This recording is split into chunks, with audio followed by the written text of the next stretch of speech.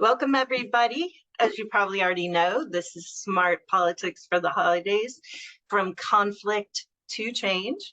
And I teach a version of this webinar basically every year because people all around the country and really around the world are find that when they get together with large groups of people, family, friends, over the holidays, it can result in conflict, particularly around political issues. And we don't always have the tools for dealing with that. So just so you know who I am, I'm Karin Tamerius. I'm a political psychiatrist, and I'm the founder of Smart Politics. Smart Politics, if you're not familiar with us, is a political organization that teaches people, mostly on the left, progressives, how to have more persuasive and productive conversations with people we disagree with. And joining me today is Locke Petersheim. He is our newly christened content manager extraordinaire, and he will be helping out with everything that's going on today. While I'm doing most of the presentation, he'll be answering your questions in the chat, handling any kind of technical difficulties. And if you have a question for me, he'll make sure that I know about it and have an opportunity to answer it. Yeah, the content manager thing is new. We just came up with that today, but I've been helping Karin out for about 3 years, so we've done a lot of these. We have. Not quite like this though. So today I want to start with a question. If you were to encounter a red voter at a holiday gathering, what is your go-to response? And we've got 5 questions. Do you change the subject? Do you flee the conversation? Do you get into a heated argument? Do you calmly debate with reason and evidence? Or do you tend to really listen deeply to what they have to say? So you have the opportunity here to rate each of these statements on a scale from never to always. So go ahead and do that, and we will get to see what everybody else is doing.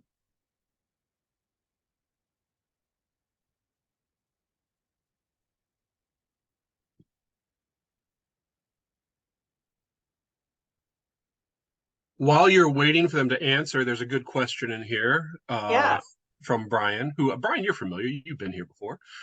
He asks, what is a political psychiatrist? And I know you love it. Explain it. Good question.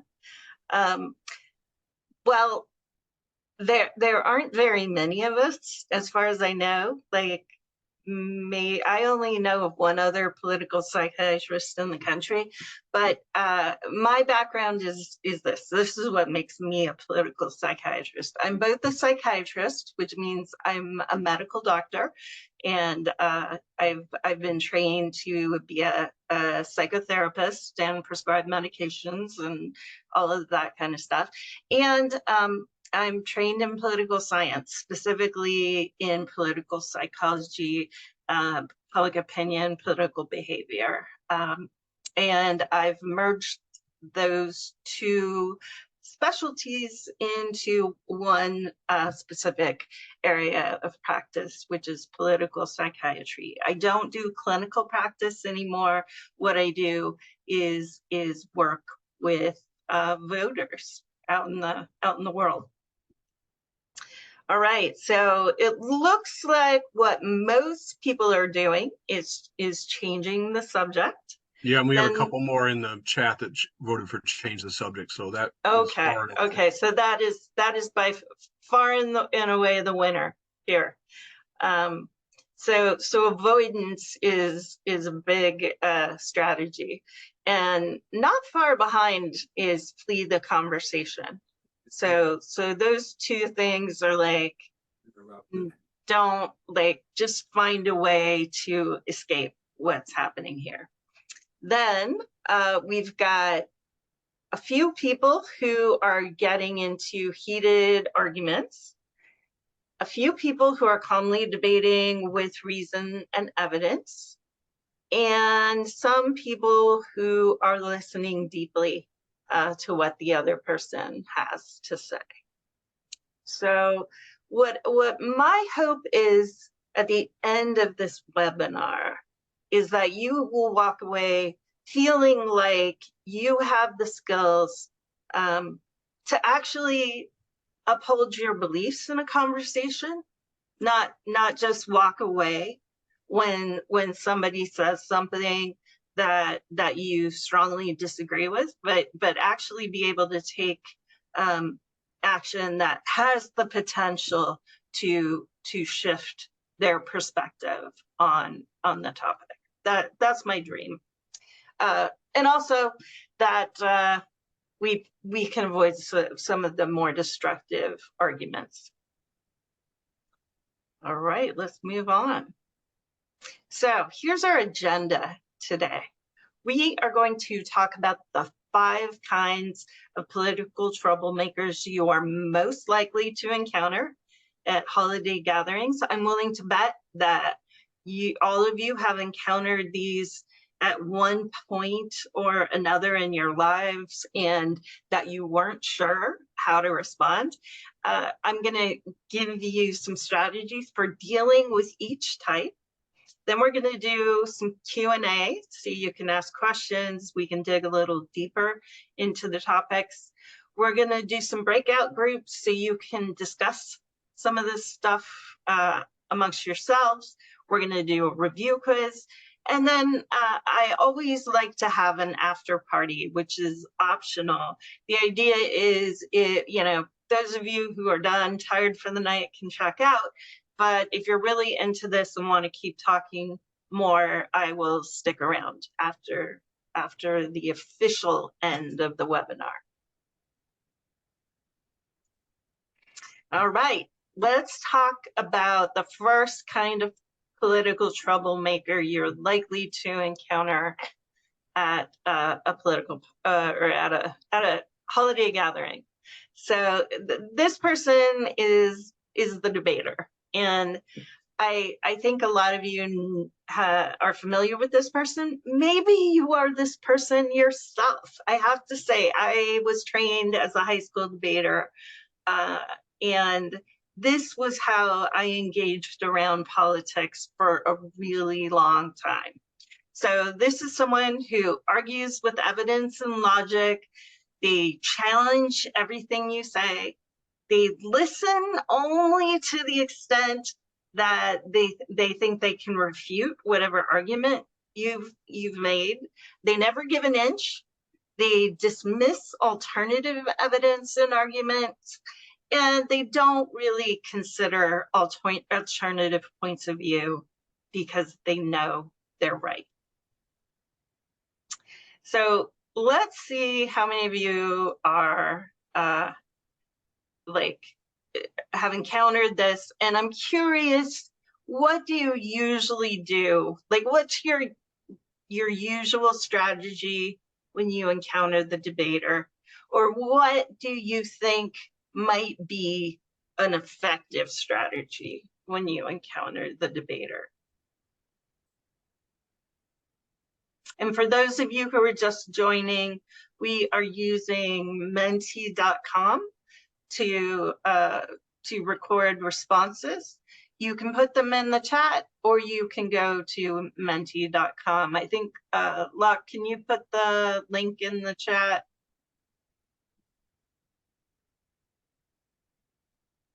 If you have chat, you can click on that link and you will get a screen that looks like what you're seeing on Karen's screen. And you can enter your answers in there. Stop debating and change the subject. Offer a few thoughts, but if they seem impenetrable, then listen. Try to find a shared value. Ooh, I love that. Love that one. Stating that it's okay to disagree. They have their reasons for certain beliefs and you have yours. So trying to keep the peace. Depends on energy level. If their mind is made up, not much point if they are not listening. So flee or change the subject. Yeah, a lot of times these conversations can take energy, and so we need to be conscious of where we're putting our efforts. Let them talk and then state my perspective to gain understanding. That's great. Change subject, debater believes the numbers are a lie. That can be challenging. Ooh, this is interesting. It sounds like you really want me to agree with you. Is that right? What's so important about that to you? That's great. And some people, another one, I honestly will argue back or I will just ignore them. Yeah. I want to share. Oh, sorry. Yeah, go ahead. Barry shared a little bit ago. He doesn't have a microphone that works. I have a relative who is Trump semi-sympathetic. I try to calmly share my viewpoint and then try to understand why they feel that way. On Twitter, I never argue. I answer their points with sourced info. Okay. So evidence to meet evidence, right? Okay. Let's go to the next slide here. Thanks everybody for sharing. So here's the secret for dealing with the debater. It's don't debate. And you might be thinking, oh, well, that sounds like avoiding or not engaging. And not exactly. So when you debate the debater, you're basically engaging with them on their turf. And the problem with engaging with them on their turf is that they have already decided their position and they are ready to fight you tooth and nail for, like, no matter what arguments or evidence you bring to bear in favor of your point. For those of you who are familiar with some of the cognitive biases that affect the way people think about politics, people tend to bring a confirmation bias to conversations, particularly debate conversations. So a lot of times when a debater thinks that they are reasoning about politics, what they're actually doing is rationalizing their beliefs. They've already made up their mind, and now they're just going to defend it and bring whatever they have to bear to support it. So what do you do instead of debating? So you're not bringing evidence, you're not using reason and logic. The trick in this conversation is to get the debater out of their head and into their heart. Instead of presenting arguments and evidence, share emotions, feelings, and experiences. And that's a two-way street. You can ask them about how the issue makes them feel. You can ask them about what experiences they've had with the topic. You can ask them why this issue is so important to them personally compared to other issues. All of those things are going to get at those feelings that are really driving all of the logic and reason that is kind of surface, but when you dive down deeper, you are going to connect and make more of a difference. So that is the secret for the debater. It's remarkable how quickly you can shift the conversation in this way. Just be aware that they will keep trying to go back to reason and logic, and you're just gonna, every time they do it, just bring it back to emotions, feelings, and experiences. The more personal, the better. All right, the second person that you are likely to meet at your holiday gatherings is the parrot. And this is the avid consumer of right-wing media. This is a person who watches Fox News all day and reads Breitbart on the internet and used to listen to Rush Limbaugh. I don't know who they're listening to right now. But anyway, whoever they're listening to, that's all they do. And so they know every talking point there is. And it's kind of like their head is just full of all of this unprocessed stuff. They know they're really angry about it, and they're kind of agitated. If you talk with them, they just kind of spill out a bunch of the most recent MAGA talking points ad nauseum. Like it just keeps going. They think a lot of times that when they bring up like the latest news that it's going to be this huge revelation that is going to cause you to be like, oh my God, you're right. Biden is like, has dementia and we need to do something, or that this is going to change your mind, but it obviously doesn't. And occasionally they will like really recycle old talking points out of the blue. Like they'll just come out of left field. Like you'll be talking and they'll be talking about Hunter Biden's laptop, and then all of a sudden, like you hear about Hillary's emails again, and you're just like, what is happening? So this is the parrot, just regurgitating what they've heard. So my guess is you have encountered this person before, and I'm curious about what you do normally when you encounter the parrot, and maybe what you think might be a good strategy here. For those of you who kind of came in the last few minutes, we're using what you're seeing up on screen is Mentimeter, and you can either use the QR code on your screen with your phone, or I put the link just now in the chat. It's just a tool that lets us get responses from you. So if you can't get Mentimeter working, go ahead and post your response in the chat, and I'll I'll share the ones that I can.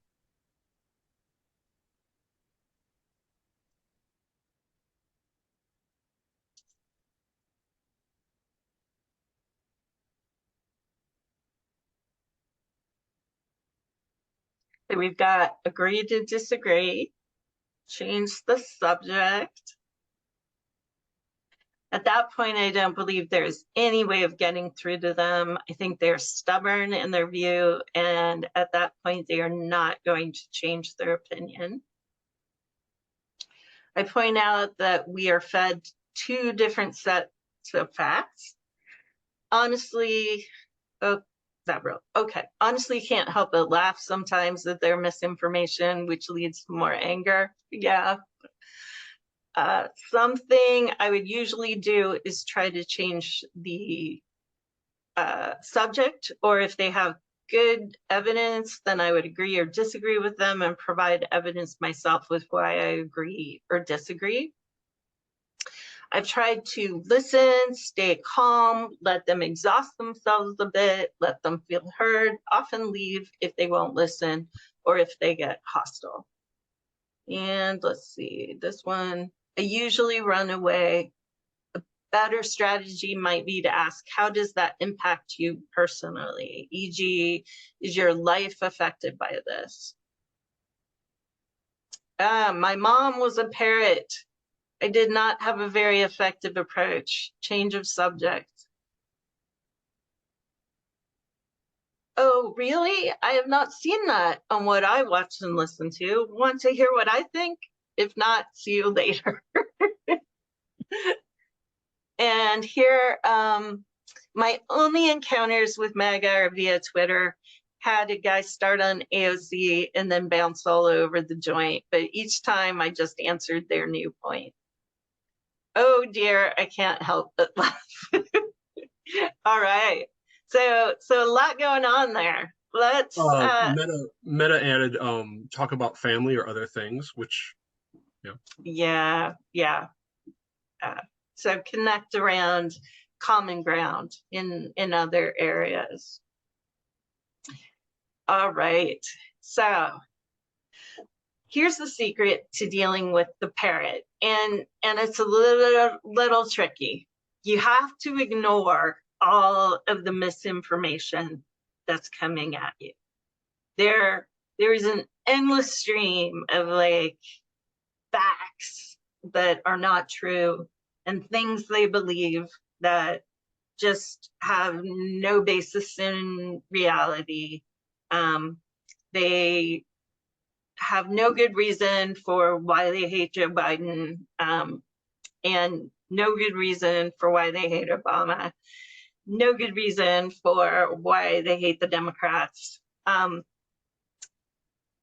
But there's too much going on here for you to refute each of these points one by one.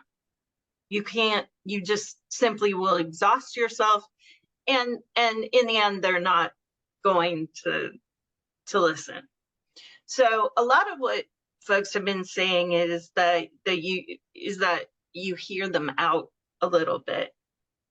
And this is what I recommend, is that you let the parrot exhaust themselves by hearing them out until they have said everything that they have to say and that they could possibly say on the subject.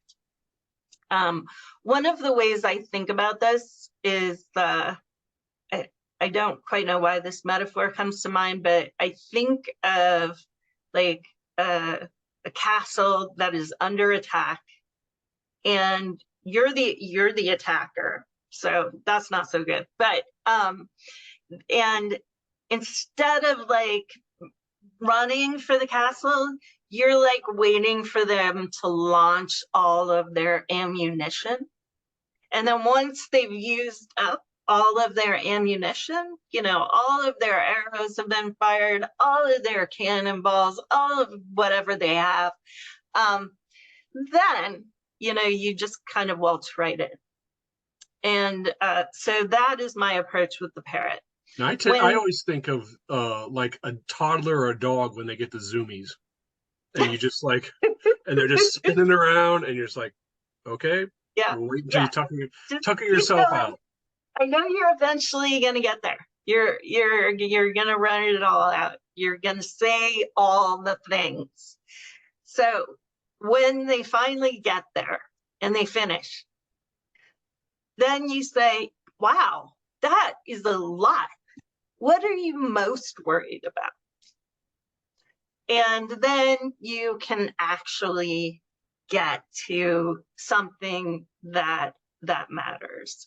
And when they give you whatever it is that they're most worried about, then follow up with, well, why is this particular issue so important to you? What you don't want to get into, even now at the end, is any kind of struggle over facts. You know, if you say, what are you most worried about? And they say that the election was stolen in 2020, then, you know, just say, okay, well, why is this issue so important to you? You don't need to get into a fight over the facts. Just tell me what this means to you. And that's how you have a productive conversation. All right, next up, number 3, the conspiracist. I'm sure you guys know this person. So the conspiracy theorist strongly believes in and spreads unverified or debunked theories. They're skeptical of mainstream media and information. They distrust official narratives. They are deeply invested in proving and disseminating their theories. And they find emotional gratification in knowing things others don't. That's what's really important to them. It makes them feel special and important.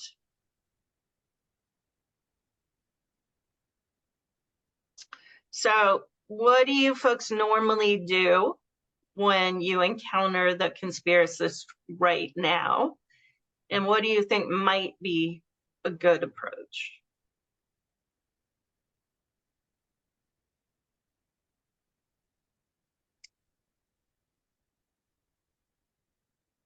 Will say while folks answer, this is the one that most often causes me to gasp or my jaw to drop or me to go, what? Or no? The most triggering. Can you give us an example of a conspiracy theory you've heard, Locke? Oh, God. I don't know.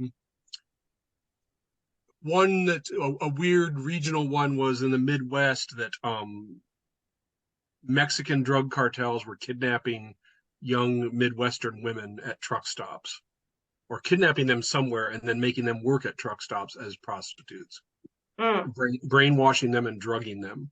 And that this was like an epidemic that was going on all through the Midwest. Yeah, yeah. That's a weird one. Sorry. I mean, we know all the conspiracy theories about the election and everything else, but that's the one that stuck in my mind because it was the most off the beaten track where I was like, wait, what?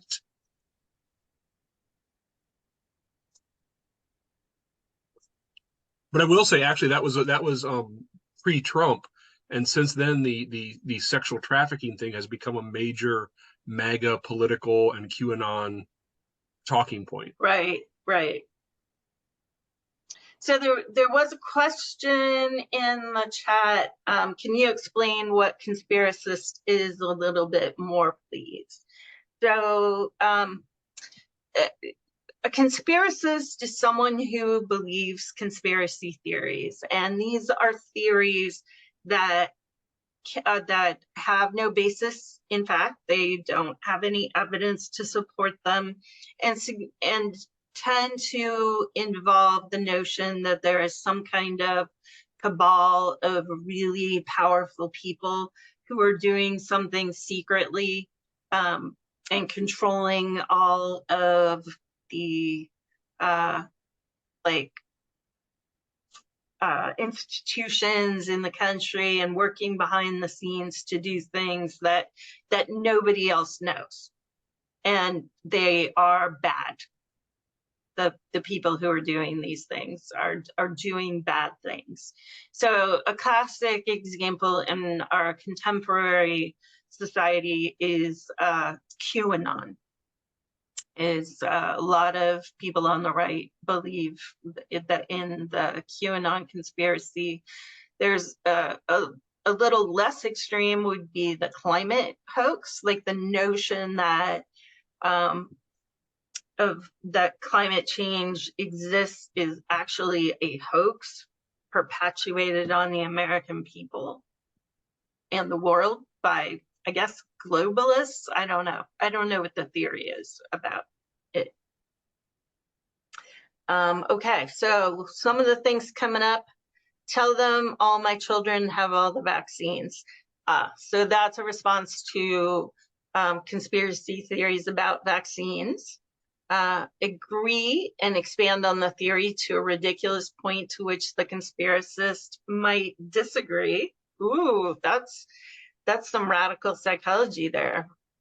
My dad is like this. He doesn't trust anything about government.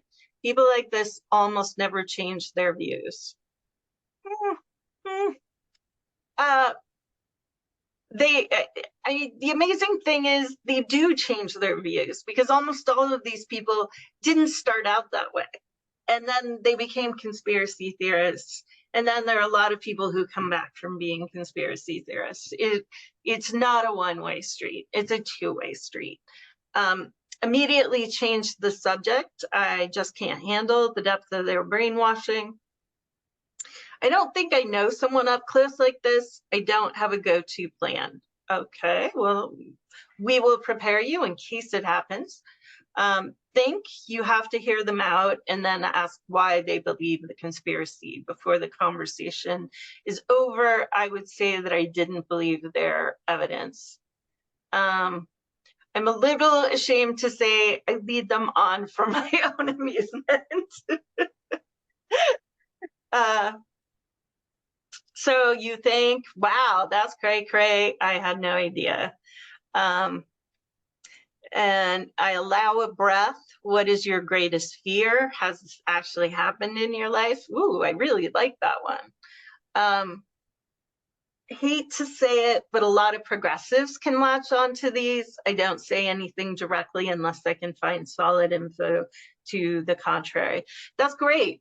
You're absolutely right. Conspiracy theories are not limited to the left or the right. And I think this is a good moment to say that all of the people we are discussing here tonight who you encounter at holiday parties, you can also find them on the left. You can find conspiracy theorists on the left. You can find people who are like unrelenting debaters on the left. So keep that in mind, that the techniques I'm teaching you are perfectly appropriate to dealing with people who are causing problems from the left side of the spectrum as well as the right. Okay, so here are my tips for dealing with the conspiracy theorist. The number one thing is don't talk about the conspiracy theory. And that is because basically, to the extent that you talk about the conspiracy theory, at least in the setting of a holiday party, you are reinforcing the conspiracy theory. You know, we say in neuroscience that neurons that fire together wire together. You're basically giving those neurons a workout so that they get to practice being bonded to one another and make it easier for them to connect. The other thing that happens is that you know, they are getting attention for the conspiracy theory itself. So we don't want to reinforce it that way. And then one of the things we've also found is that the more you talk about a conspiracy theorist with, or a conspiracy with a conspiracy theorist, is that they tend to elaborate on it while you're having the conversation.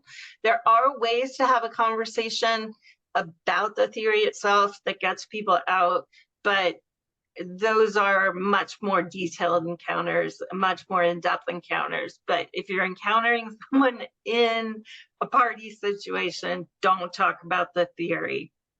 Instead, say, connect with them emotionally. Say, that sounds scary. And how do you cope with your fears about all of this? How do you cope with your anxiety? And that's going to lead you into a much more productive place where you can connect with this person and hopefully shift their thinking a little bit. Beth, I see you raised your hand.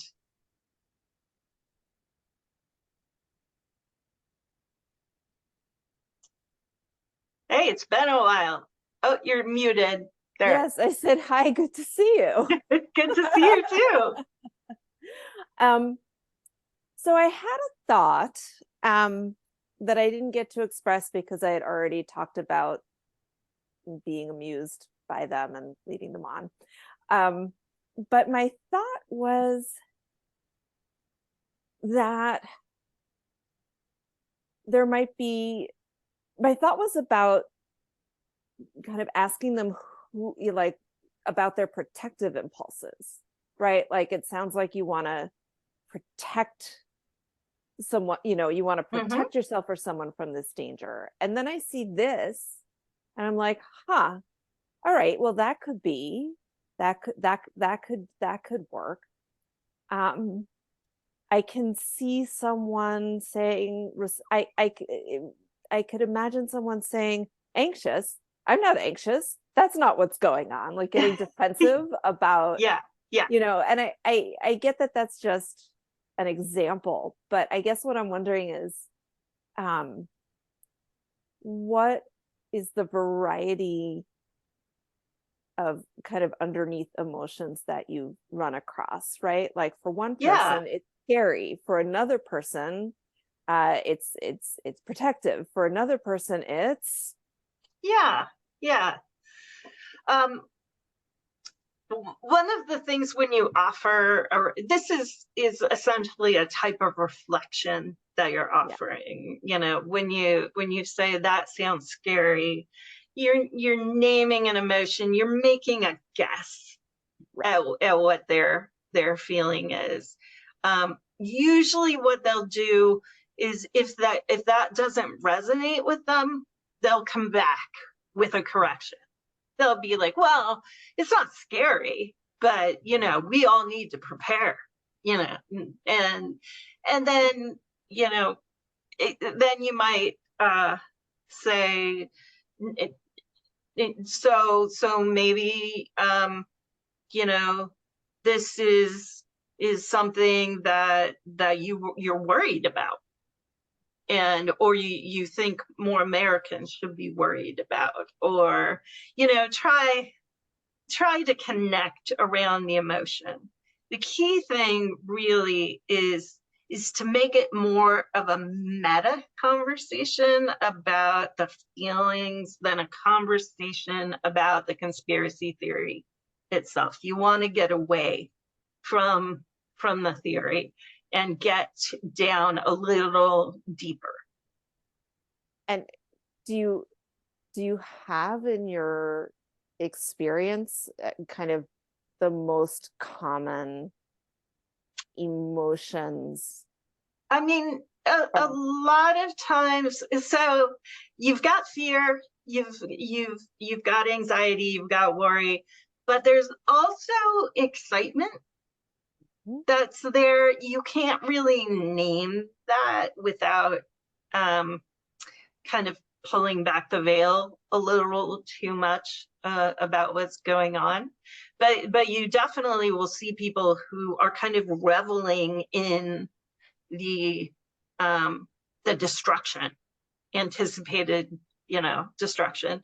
And you might be able to name the fact that they feel kind of special about having some insight into this. It must feel good to, you know, to know so much about this topic. You must have done a lot of research on it. So connecting around their ego. Is that helpful? Yes. Cool. Thank you. Yeah. Okay. All right. So guys, that's the conspiracy theorist. We have one more. The next one is, oh no, we have two more. Sorry, that was the third. We have five. The next one is the insensitive. And this person is socially, politically insensitive. They are prone to making problematic remarks about social groups. You know, they might make racially problematic statements, sexist statements, you name it. They tend to have very limited experience in diverse social settings. And so they may not be familiar with appropriate norms of behavior. They tend to be unfiltered. They're speaking without considering the consequences of what they're saying. But in addition to all of this, they may actually be very hostile towards social justice causes, particularly if they are more political. In general, what I find is the socially insensitive person is someone who tends to cause harm unintentionally, not intentionally. It's not like they're out to hurt anybody, but they're, you know, kind of like a bull in a china shop. They are inflicting damage. So for those of you who have encountered this person, what do you usually do? Or and now, what do you think you might like to do?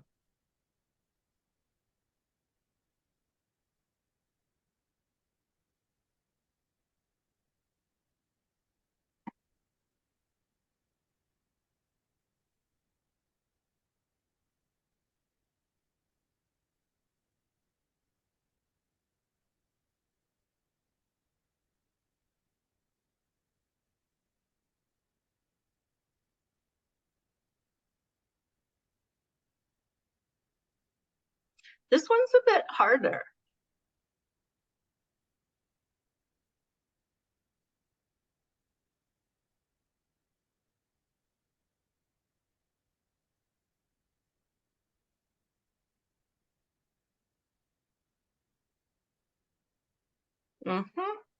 Maybe remind them that everyone comes from a different background and have had different life experiences.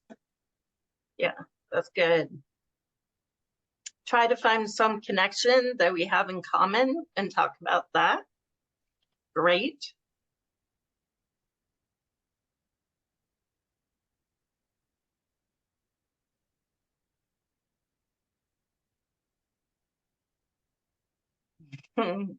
Ignore and slowly walk away. P.S. I don't really know what to say. Yeah. I had middle-aged guy. He used to make inflammatory conflicts like Black folks are proven to be morally degenerate. Ooh, yeah, that's over the top. And believe it or not, I just let those drop off my back. Yeah, it's not ideal, right? We want to be able to do something in those moments, not let them just pass us by. I'd like to ignore them after a long glaring look of disapproval, but guessing it should be something like, did you really mean to say that? Yeah. Coming along. Try not to validate their opinions because I think that's what they're looking for. Yeah, they may be looking for that, and ignore and hope they stop. This is aspirational. Get close and a little vulnerable and ask, do you think you could do something to help me? I think that's a typo. And then talk about unintentional impact causing me pain. Yeah, I like that. I have one here from the chat. They say this one is hard for me because it's more offensive to me.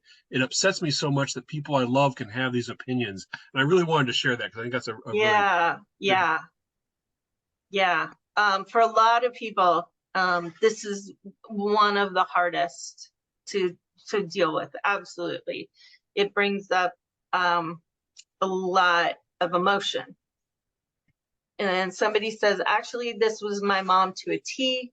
Giving someone like this the benefit of the doubt is the jujitsu pull-up. How do you play upon their empathy to consider another point of view? Yeah, that is the $1 million question. If they use racial epithets, racist language, sexist language, or otherwise especially incendiary or insensitive language specifically demeaning a group, I will often call them out on it, then leave. And then, excuse me, did I hear you correctly? And let them hear themselves. I would disagree and share how it is hurtful without knowing a real person.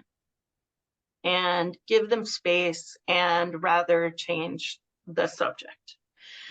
All right, guys. Yeah, this was a hard one, and I see you guys doing some good. You're wrestling with it in a good way. So here's what I recommend. I recommend not calling them out. And the reason for that is that often that puts them into a defensive mode. And when people are in a defensive mode, they can't hear you. They go into fight or flight. Their cognitive mind shuts down. They become incapable of empathy and reason and higher order thinking. And so it's very hard to get people to change in a moment when you're calling them out. And by calling them out, I mean really naming that they've done something wrong and kind of effectively shaming them for it. So what I recommend is something that is softer. So I name the pain. I say, ouch, that hurts. And I say that even if I'm not the person that it's targeted at, because the reality is, even if you're not the target, you feel the pain via empathy, right? You are you're feeling that pain as well. Maybe not as intensely, but you're feeling something. And so you can still say that was a painful, hurtful comment. The trick, though, is how you say this. You don't want to say it in an accusatory way. You want to say it in a way that's more matter of fact. So, ouch, that hurts, right? It's not, you don't want to make a huge deal out of it. And then what the ideal move here is that then they come back and respond to that with what, right? What are you talking about? And that kind of gives you an opportunity to explain a little bit about why what they said was hurtful. Again, when you explain it, it's really important not to be accusatory or, throw a lot of shame or shade their way. So I like to say something like, a lot of people find that language really hurtful, or a lot of people find that language really derogatory. And then ending with, which is what I heard a lot of you saying in the suggestions, was, is that what you meant? So this gives them also an opportunity to explain themselves. And they might say, oh my gosh, I had no idea. That's just something we say all the time in my neighborhood, or whatever, in my home, or we grew up saying that, which gives you, a little more insight into where this person is coming from. They might say, they might shrug and say, well, what of it? And in which case, you have some more work to do with this person. But at least you've put things out there. Yes, Locke, I see you. Is there something in the chat? There's Jerome had asked a question that kind of just dovetails into that. He says, what do you say if after you say, is that what you meant? And they say, yes, that's what I meant. Yeah, that's exactly what I meant. Yeah. And what I'd probably do is double down a little bit on the ouch. Like, well, you may have meant that, but it really did hurt. And at that point, maybe leave it there a little bit, let it soak in. We can't force people to change. All we can do is kind of nudge them from the sides and if you go in there and try to force him to change in that moment, he's going to react and push back. So you've got to finesse it a little bit and hope that maybe next time they'll be less likely to do this. I have a point in the chat that we may not want to address right now. It might be good for after party. But Nathan says, I have little tolerance for this. It's difficult for me not to confront people. I feel responsibility to stand up for marginalized groups as a relatively privileged cis white male. I find this especially difficult to deal with. Yeah, right? That's a interesting. Yeah, I think that's. I'm really glad you named that. That's really important, and I think a lot of us who are in a more privileged position feel this way. And I think where I come down on this is we have a choice to make in these moments, which is we can take a really hard stand and be very righteous and call out hard people who do things that are counterproductive, hurtful, racist, sexist, what have you. And run the risk that we're actually going to cause them to double down on their beliefs. Or we can interact in a way that is a little softer, a little more sensitive to their feelings, but actually have a real chance of changing them. And for me, that's the decision that I make. I make the decision to go with the interaction that is most likely to get them to change, as opposed to the interaction that's most likely to feel kind of righteous.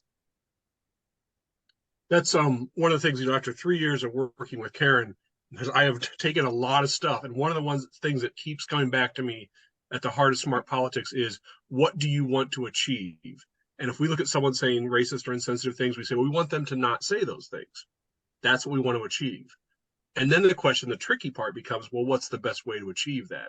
And it's not always what we think instinctively or culturally or historically is the right way to do that. And that's the trick of smart politics, is that it can be the tough part of smart politics. Yeah, it's counterintuitive. But the intent is the same. It's to the stop. Intent is exactly the same. Yeah.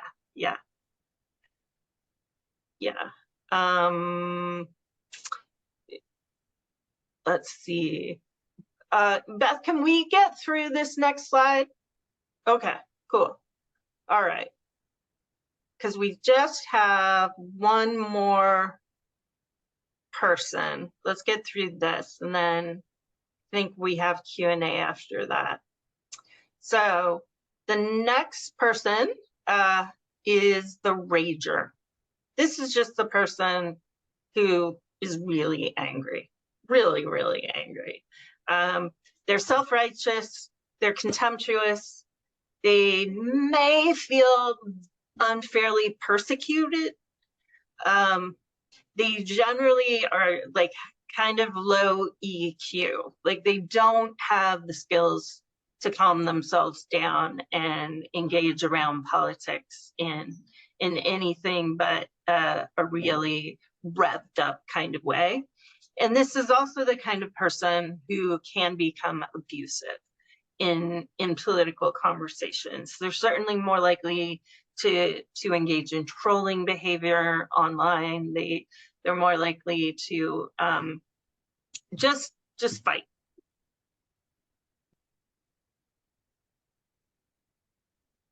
So what do you folks do when you encounter the rager? And what do you think might be a good response?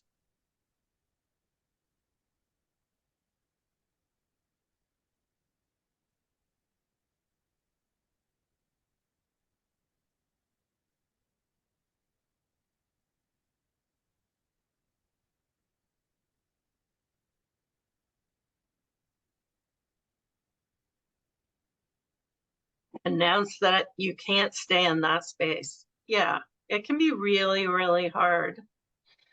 Say something about, this sure has gotten you upset. I'm sorry to hear that. Nice. So naming the emotion.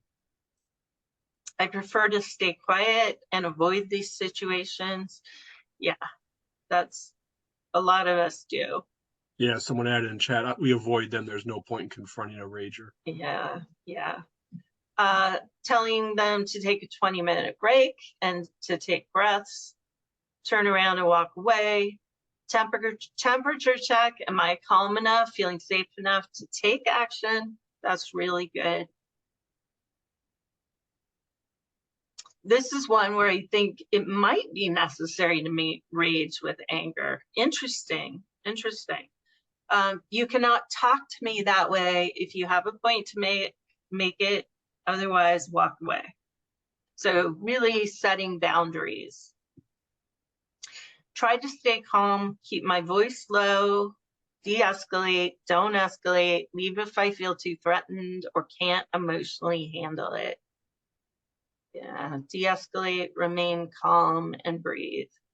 I really like that word, de-escalate. That's kind of where I come from too. Like this is the goal in this conversation. And if you know, a lot of times what you find with the rager is they aren't at, you know, 100. They, you know, if their rage goes from 0 to 100, they aren't always at 100 when they start the conversation, but they might be at like 60, and then you're seeing that it's getting worse.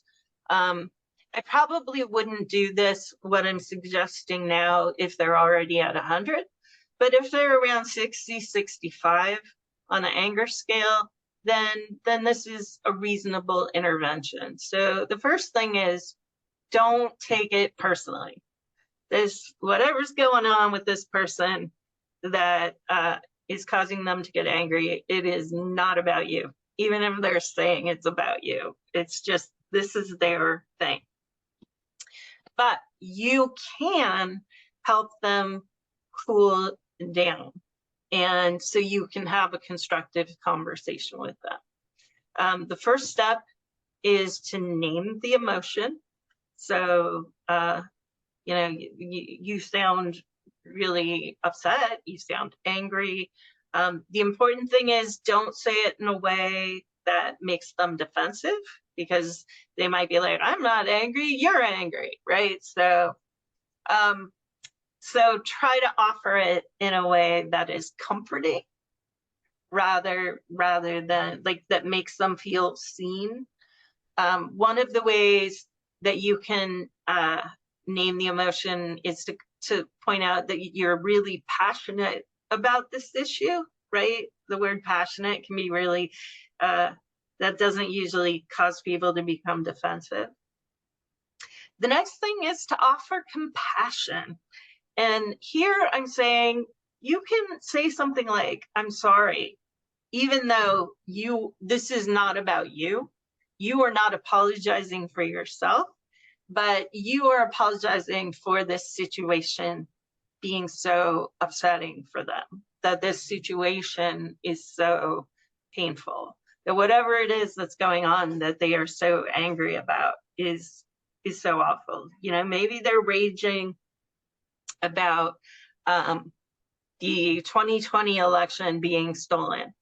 And you know, it kind of makes sense that someone would be angry about that if you truly believe that the election was stolen. And you can say, you know, I'm really sorry about, you know, how this feels for you. It must feel bad. If I were in your situation, I'd feel a bit bad too. And then ask to hear more. So again, we've talked about this a lot, but giving people space to tell you about what they are thinking actually tends to help them cool off. So tell me more about what's upsetting you. Tell me more about this issue that is so problematic. Now, here's the key with the rager. You need to repeat this cycle. It's supposed to say 1, 2, 3, 4 there, but it didn't. But anyway, there are 4 steps. So after you ask to hear more, then you go back and name the emotion again. You offer compassion again. You ask to hear more again. And you keep doing that until when the final time you ask to hear more, or say, is there anything I should know about this? They say, no, I think that's basically everything. Once they get to that point, they are calm enough to have a real conversation. Nathan has a good point in the chat. Nonverbals and tone, if you can get a word in, can be at least as important as words when it comes to not mirroring, but rather de-escalating. Yes, that is absolutely true. So showing